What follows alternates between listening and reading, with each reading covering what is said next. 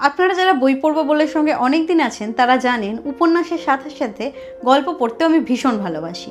কারণ আমার মনে হয় ছোট গল্পে সেই শক্তি থাকে যে শক্তি দিয়ে অল্প জায়গায় অল্প শব্দে ফুটিয়ে তোলা হয় অনেক কিছু, এবং তারপরে ওই যে একটা রেস থেকে যায় সেটা অনেক দিন ধরে আমরা মনের মধ্যে নিয়ে বয়ে চলতে পারি। আজ আমি এমন একটা বই নিয়ে কথা বলবো যে বইটা আমার মধ্যে হয়তো রয়ে যাবে বহুদিন।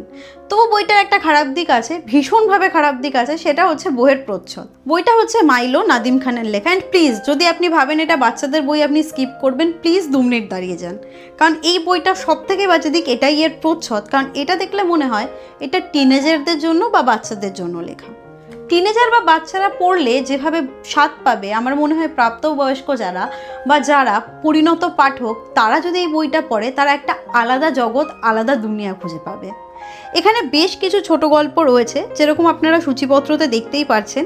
কিছু গল্প 10 পাতা, কিছু গল্প 12 পাতা, কিছু গল্প 15 পাতা। এবং এর অ্যামেজিং পার্ট হলো কিছু গল্পের যেভাবে বুনন করা হয়েছে। গল্প নিয়ে কথা বলা আমার কাজ না, তাই আমি গল্প নিয়ে কথা বলছি না। আমি বলছি লেখক এখানে কি ফুটিয়ে তুলেছেন। লেখক এখানে ফুটিয়ে তুলেছেন অসম বয়সী দুটো বন্ধুর মধ্যে বা দুটো মানুষের মধ্যে বন্ধুত্ব। লেখক ফুটিয়ে তুলেছেন বিভিন্ন পাহাড়ি অঞ্চলের অসাধারণ প্রাকৃতিক বর্ণনা, যেটা পড়তে গিয়ে আমার মনে হয়েছিল না আমি এই মুহূর্তে সমতলে নেই, আমি পাহাড়ে আছি। এত একটা ঠান্ডা পরশ দিয়ে যায় এই গরমকালেও, এবং সেটাকে লেখক যে শব্দ ব্যবহার করেছেন। আবার একটা গল্প রয়েছে যেটা একদম মরুভূমিতে, একটা প্রেম, একটা ভালোবাসা, কিন্তু সেটা প্লেটোনিক লাভ। অর্থাৎ সেখানে কোনো চাওয়া পাওয়া নেই, শারীরিক কোনো মিলন নেই, বা একজন দুজনের প্রতি সারা জীবন থেকে যাওয়ার কোনো কমিটমেন্ট নেই। শুধু আছে আত্মার সঙ্গে আত্মার সম্পর্ক।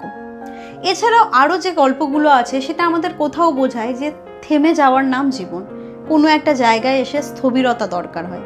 আবার কোথাও একটা বোঝায় চলে যাওয়ার নামই জীবন। যখন জীবনের শুরুর দিকে থাকে তখন বিভিন্ন ঘটনাকে পেছনে ফেলে আমাদের এগিয়ে যেতে হয়।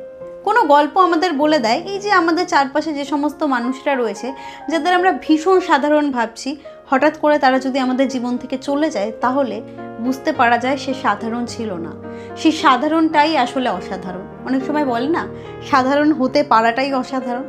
এরকম বিভিন্ন গল্প রয়েছে এবং সঙ্গে রয়েছে দারুণ দারুণ শব্দচয়ন। এবং আমার ইংরেজি একটু দুর্বল হওয়ায় কিছু জায়গায় আমাকে শব্দের মানে দেখতে হয়েছে, এবং কিছু গল্প খুব ফ্লুয়েন্টলি পড়ে যাওয়া যায়।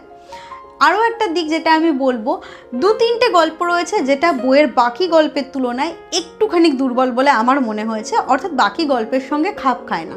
বাকি গল্পগুলোর মধ্যে যে গভীরতা রয়েছে, যে দৃষ্টিভঙ্গি রয়েছে, যে দর্শন রয়েছে, কিছু গল্পে সেটা আমার মিসিং মনে হয়েছে। 2 থেকে 3টে গল্প আমার মনে হয়েছে। আরেকটা জিনিস রয়েছে এই গল্পের পড়তে পড়তে যেটা উঠে এসেছে আলাদা আলাদাভাবে, সেটা হচ্ছে বন্ধুত্ব। একটা বন্ধুর প্রতি একটা বন্ধুর ভালোবাসা। আমার মনে হচ্ছে মাইলোর মেন বিষয়বস্তুই হচ্ছে ভালোবাসা, but that is not romantic love. এই ভালোবাসাটা ওইটা যেটা আমি বললাম প্লেটোনিক লাভ রয়েছে, ফ্রেন্ডশিপের মধ্যে একটা ভালোবাসা রয়েছে, বা ওই জাস্ট একটা সময়ের একটা মুহূর্তের জন্য কিছু মানুষ আসে আমাদের জীবনে, আমরা জানি কোনোদিনও এ থাকবে না, হয়তো কিছু দিন, বড় জোর 1 মাস বা 2 মাস, এবং তারপর সে চলে যাবে। সেটা জানার পরেও সেই দুটো মানুষের যে কাছে আসা, এবং তারা যেভাবে একজন দুজনের দৃষ্টি দিয়ে পৃথিবীকে দেখছে, বা একজন দুজনের মাধ্যমে যে গ্রো করছে বা একটা আলাদা দর্শন পাচ্ছে, দ্যাট ইজ অ্যামেজিং।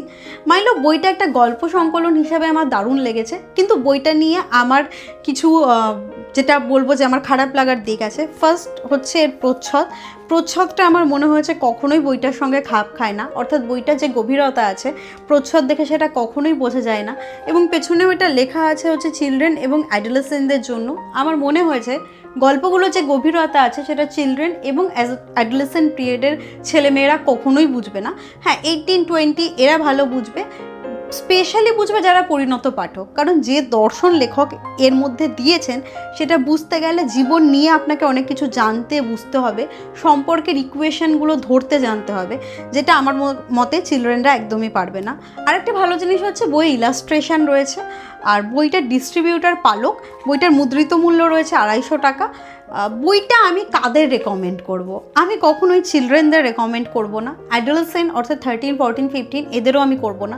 আমার এটাই মনে হয়েছে মাইলো বইটা তাদের পড়ে দেখা উচিত যারা ছোট গল্পের মধ্যে জীবনকে এবং আমাদের আশেপাশের জগৎকে এবং দর্শনকে দারুণভাবে বুঝতে পারে।